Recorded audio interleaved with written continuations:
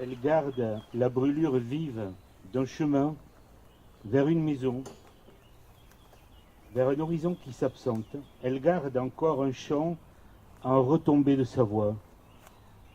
Elle garde dans ses pas l'ombre d'un corps nomade, jamais délié de la terre. Ses yeux, ses mains, son corps se nomment à peine jusqu'à Yelaboug. Elle ne laisse jamais d'ombre dedans la terre. Un mot encore. Elle tombe dans tomber. Elle dit tomber dans tomber, sans avoir de ciel à terre, portant l'oubli et le vif et le feu. Le mot source, gardé sur son épaule, elle commence vide et vive de tout commencement. Elle ne laisse jamais d'ombre dedans la terre. L'ombre est debout, extrême limite, elle tombe dans tomber. L'ombre n'a pas de lieu, n'a pas de feu. La lumière scelle l'ombre vive. Sous l'orage, elle reprend ses pas. Elle reprend encore un moment à la lumière. Elle marche en dévisageant le noir. Sans l'écarter, elle lui fait face et s'éloigne. Elle tombe, pas dans l'oubli. Elle ne tombe pas dans l'oubli. L'oubli même reste un pas. Elle passe les limites de l'oubli. L'oubli est le repentir d'une nuit laissée en elle. Elle regagne chaque lieu, chaque feu, traversé dans l'oubli jusqu'à Yelaboug. Enfin, la nuit, elle passe la nuit nue, juste avant. Est-ce qu'il y a un silence avant le lieu et avant le feu? Elle ne ferme jamais le silence, ni le lieu, ni le feu avant de partir.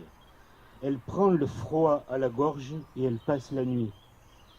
Elle marche sur ses mots nus, pieds nus, corps nu de nuit, mains nues, yeux nus sous l'éclair. Elle ne perd jamais peine ni refus. Ce lieu, ce feu, traversée qui vive vers le silence d'une maison, elle est là, pas là. Elle n'est pas dans le silence d'une maison perdue. Elle fait déjà corps avec des jours qui ne viendraient pas. Le souvenir est déjà soudain dans le pas, l'oubli est à nu et à vif.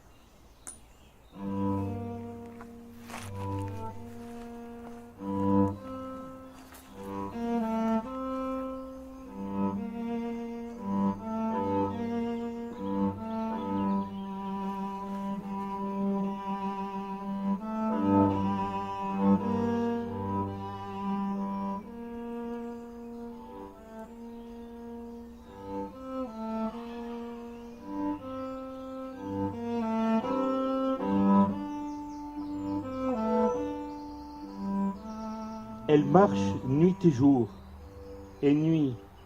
Elle traverse le jour, elle traverse la nuit avec le poids du silence veillant jusqu'au bout le dernier mot. Plus tard, il neige. Elle prend le dernier mot d'une gorge gelée à la source. Elle marche. Son ombre est la reconnaissance de la neige de nuit comme de jour. Elle emboîte le pas de l'absence. Elle ne quitte ni le noir, ni l'ombre, ni la neige. Ce qu'elle perd, elle marche dans l'absolu silence où vient sa vie. Le silence garde le pas dans un mot à présent invisible. Il n'y a pas d'heure à la nuit, pas d'heure au jour, excepté le dehors. Un mot serre encore la gorge, tombant à son insu dans le silence. Dehors, la pluie aussi, la neige aussi, sont une lueur dans la nuit et dans le jour. La pluie neigeuse avec la mémoire d'un torrent. Elle marche déjà comme sous terre, et la mort n'est jamais comme. Comme au mot, le silence est comme le silence au mot. Il n'y a pas comme dans l'instant même, vie et mort. Le dernier mot est à vide. rien n'est dû à une vie, à une mort que ce chemin. Alors elle se sépare du chemin, il n'y a rien, et il faut arracher le dernier mot. Impossible. Il n'y a pas de trace de l'oubli dans la gorge et hors la gorge. L'oubli est un mot oublié, dans la gorge et hors la gorge. Ce qui survient soudain dans la gorge et hors la gorge, dans le silence de l'instant même. Elle se sépare du chemin, elle marche dans le dernier mot, elle demande le secret. Elle marche déjà comme sous terre. Le dernier mot, où le silence résonne, source insaisissable, inouïe, déjà torrent. Le mot torrent n'est pas comme, pas de ciel.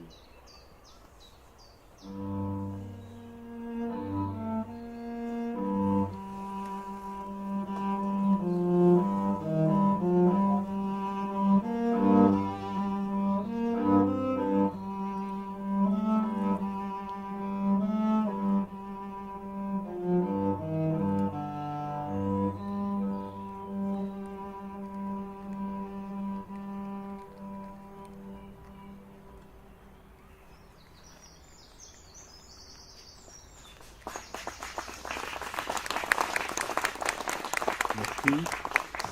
Ce premier texte que j'ai lu, c'est un texte qui a été écrit vers la vie et les livres d'un écrivain russe qui s'appelle Marina Tsetsayeva.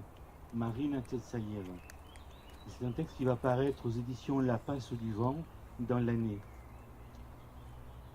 Le deuxième texte que je vais lire, c'est un texte écrit pour le photographe Bernard Plossu.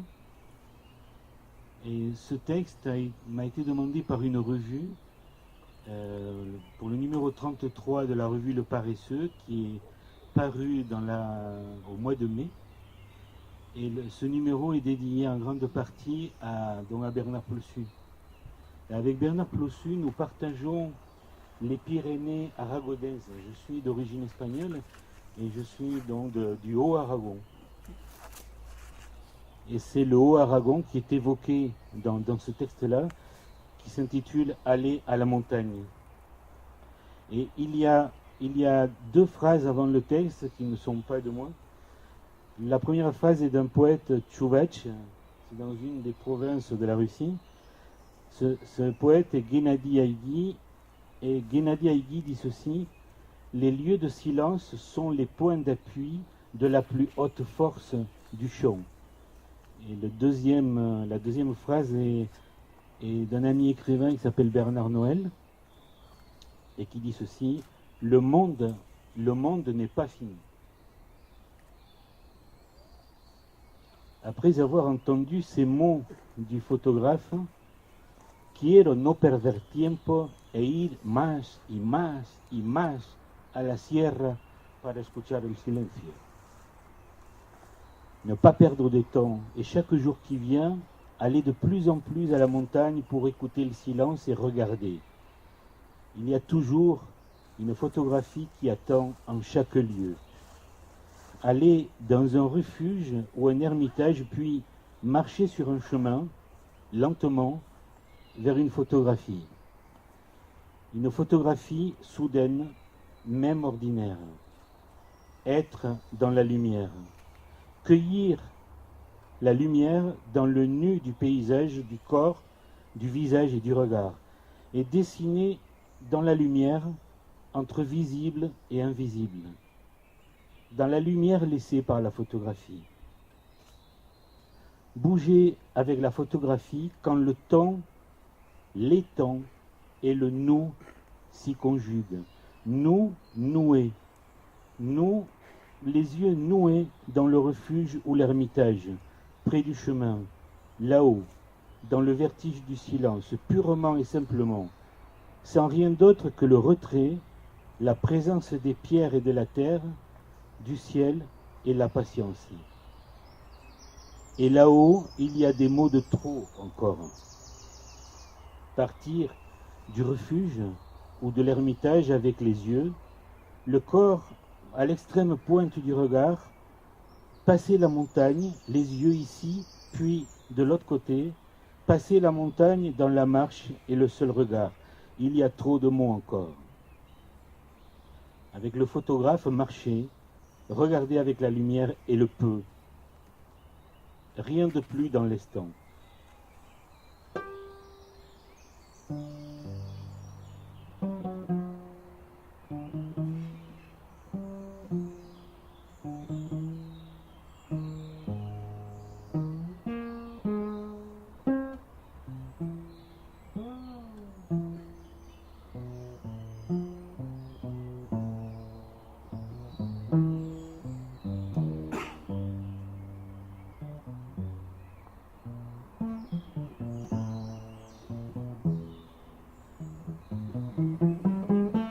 Tomber. Tomber sur une langue perdue dans l'image photographique. Un mot puis un autre. Et ainsi, dans le silence, des mots apparaissent et disparaissent. Il suffit d'ouvrir et de fermer les yeux sur une image ou un mot. Apparaître et disparaître sur le plateau, dans la montagne, lors de la marche, dans le retrait du monde. Retourner ou non sur nos pas. Regarder, voir. Retourner, voir. C'est à la lettre. Retourner en même temps chaque image ou chaque mot dans la bouche. Retourner les noms de nos vies sous la langue et sous le silence. Les chants dans l'expression Port-Royal des chants, ce sont exactement ce que les taoïstes de la Chine ancienne appelaient loin des bourgs les montagnes. Partout, des ermitages, des solitaires, des tâches minuscules et des silences, s'attacher à la réalité la plus élémentaire, gardant l'air, gardant le nu du paysage. Il n'y a pas de vide. Faire revenir le silence ici, sur le plateau, sur la montagne, à la vue du monde, même si le monde n'y est pas tout à fait visible à l'œil nu. Sur le chemin du chant, du regard, sur le haut, faire la lumière sur ce qui apparaît et disparaît, sur ce besoin d'ouvrir et de fermer les yeux pour garder l'image ou le mot. Être avec le silence saillant sur le nu du paysage. Marcher en silence vers le silence. Être pèlerin là où prend la lumière. Observer la montagne comme un petit haïku. Avant la nuit, avant l'obscurité, sans égarer le regard, avancer dans la nudité. Avancer dans la nudité, dans un bruit de lumière.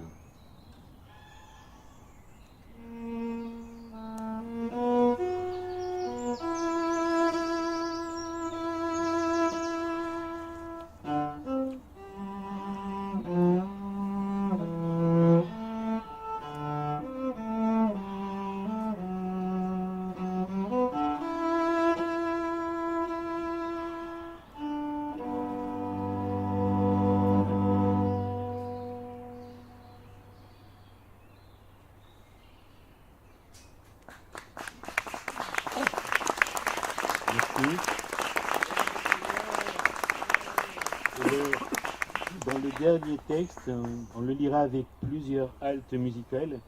Donc c'est un texte qui est paru aux éditions Créafis au mois de novembre dernier, dont le titre du livre est « Et la terre, rien ».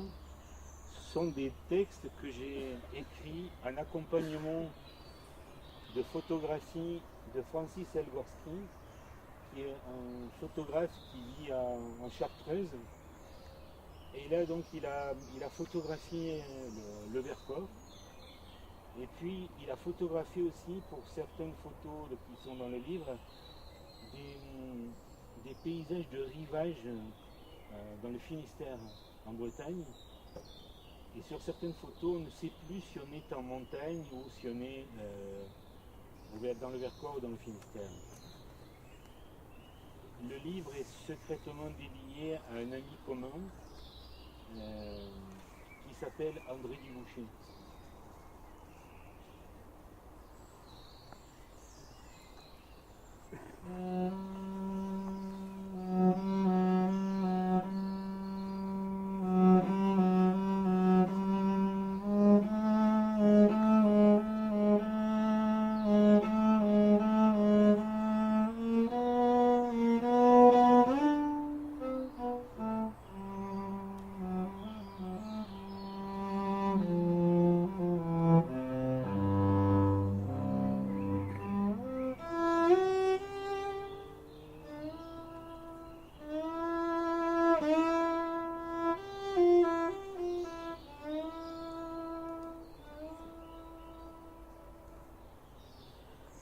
photographe est de solitude, dans la reconnaissance et l'inconnaissance et l'intensité.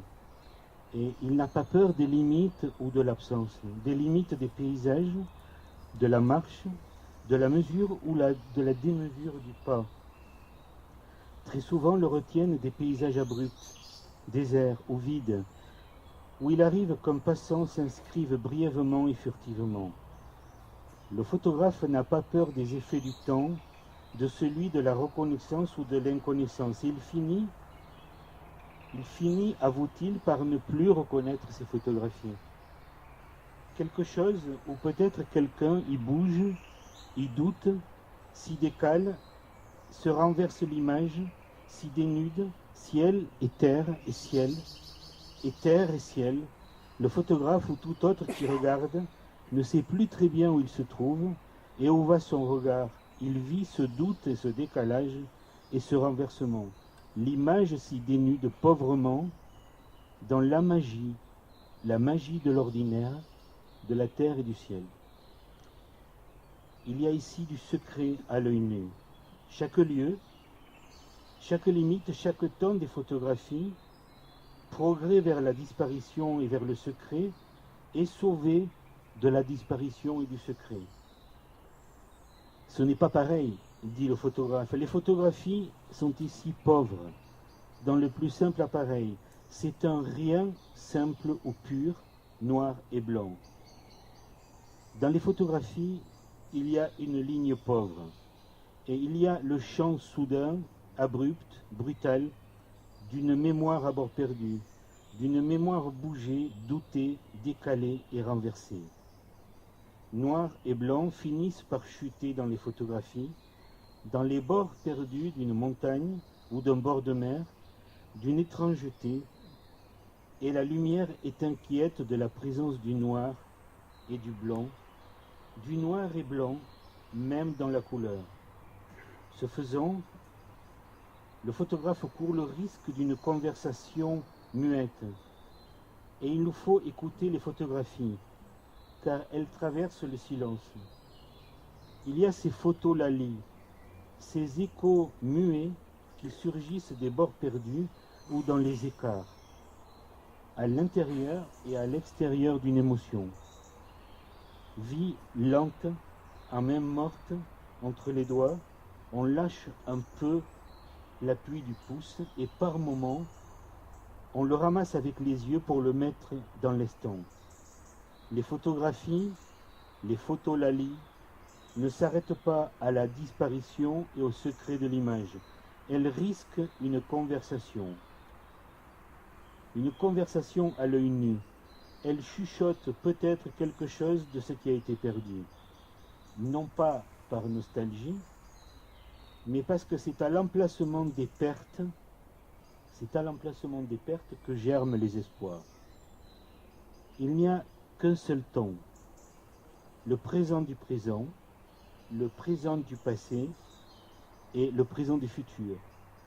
Dans ces paysages, quel temps reste-t-il à ces photographies dans la disparition et le secret irréductible?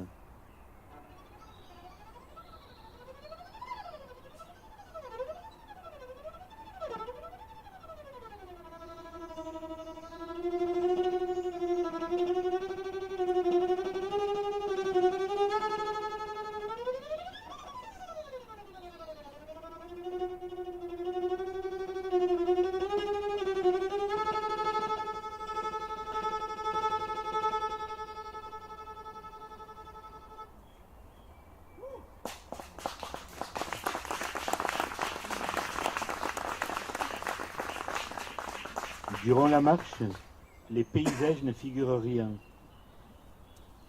Ils déterrent le silence du regard et ils enlèvent les yeux de la terre. L'éternité n'a pas de lieu, elle emprunte chaque pas. Elle s'absente et se troue et s'incise à chaque pas. Dans la montagne sur le rivage, le lieu est troué de ciel. Dans la montagne sur le rivage, il y a les limites du regard, où se terrent le noir et le blanc, elle garde à terre la couleur d'un ciel au plus bas. L'herbe creuse au plus bas, chaque image. Elle nomme encore la fin des paysages de terre ou de ciel. Le silence seul nomme les paysages nomades. Le silence seul empierre le pas. Toujours, toujours pas. Les fentes de silence dans la montagne sur le rivage.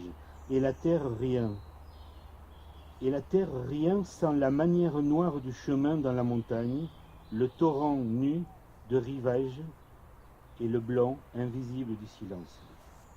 Le regard balbutie le torrent ou la vague dans la soif de voir. Les bords perdus des pierres et de la terre et du chemin, et nous penchés, nommant déjà les traces dans la tension de voir. Et la terre rien. Reste le sous-sol du ciel. Dehors, déjà dehors dans les corps penchés, tendre l'invisible, affouiller l'invisible, à l'extrême pointe. La pente de pluie, de brume, de neige ou d'écume, nuit et jour, noir et blanc, dans la trouée de ciel et de terre nue, rien. La pente de toute façon sur la montagne nue et sur le rivage et le peu de temps du pas dans la tombée du temps. Commencer même en boitant un peu. Il n'y a pas assez de peu. N'être rien simplement que ce pas où la marche s'efface et où le vide vient, où l'image nue disparaît presque dans ce pas, dans la mesure de l'inconnu. L'andin terrible de l'inconnu intime le pas, l'inconnu intime. L'andin est l'ordre de rester nomade, même dans le peu, le raccourci de l'image nue.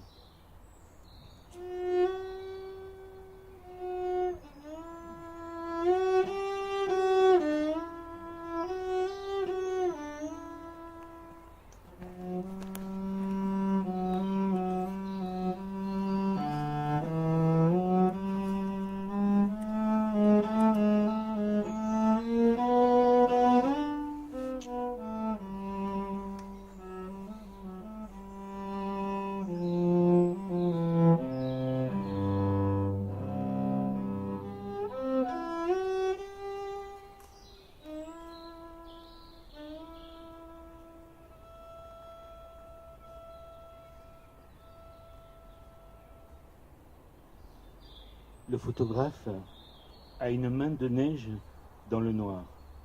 Il attend sur le seuil en pure perte. Il lui reste à émietter le noir et le blanc. La nuit et le jour reviennent souvent dans l'émiettement. Et près de l'abîme, comment nommer encore le noir et le blanc? Le photographe accueille l'abîme, il ne reconnaît rien que l'inconnaissance, que le commencement immédiat est perdu, juste un instant de nuit et de jour. Les paysages extrêmes, les détails des paysages sont la frontière entre la lumière noire et la lumière blanche. Les photographies sont un long silence. De la pointe de l'œil, tout est incisé. L'espace infini du noir et du blanc, la montagne, la mer, l'air, dans le regard, la terre extrême, des trous noirs, des trous blancs. Voir le noir et voir le blanc à peu près partout. Il a l'air d'être tenu dans la lumière, nuit et neige ou écume. Le photographe veille le noir et le blanc dans l'exercice pauvre de la lumière.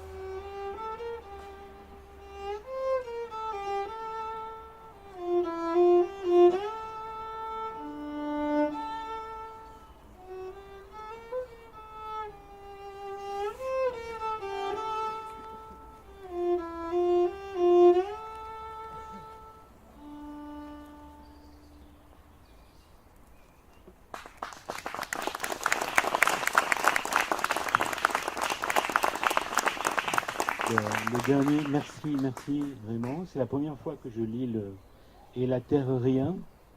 Et merci de votre écoute parce que c'est pas un texte très évident à lire comme ça en public à vive voix. Et je voulais vous dire que le morceau que vient d'interpréter Jacques Perrin, c'est la première chose dont je lui ai parlé lorsque nous nous sommes téléphonés en sachant qu'on était invités tous les deux aujourd'hui à Villefontaine. El Camp dels Ocells, c'est un chant populaire en Catalogne et qui est devenu un morceau interprété par un autre violoncelliste qui s'appelle toujours Pablo Casals. Merci à vous.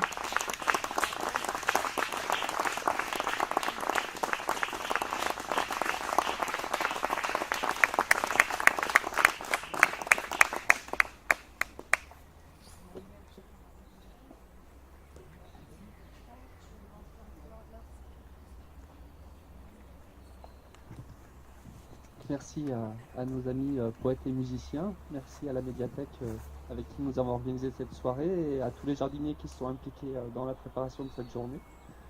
Merci à vous qui êtes venus partager ce moment avec nous.